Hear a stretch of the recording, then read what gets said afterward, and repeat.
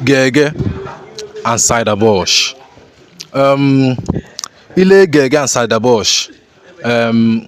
I've been at their content and their skits but na ka like skit Gehgeh than Saidaboj. And I like content Saidaboj.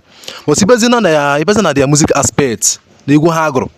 You get Gehgeh and you get Saidaboj. You know that egu Saidaboj can win melody.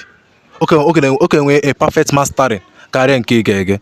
But those can just play go this song confirm because in case Saidaboj get it too neat so you may go and produce it for more battery but in case Gehgeh go take one how the chabot way much go go dey go confirm go there on Gehgeh play go confirm go there small.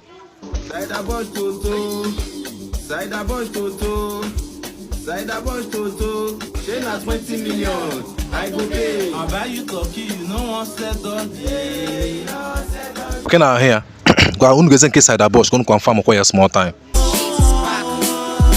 Hustle, make Gehgeh no be your motivation.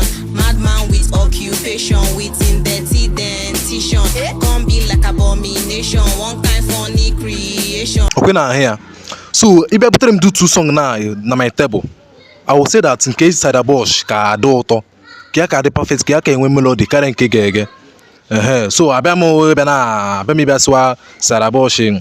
I don't like chance more about content but the girl on agbale but egwu ya go dey say no more. Saidaboj isi ike Gehgeh isi ike.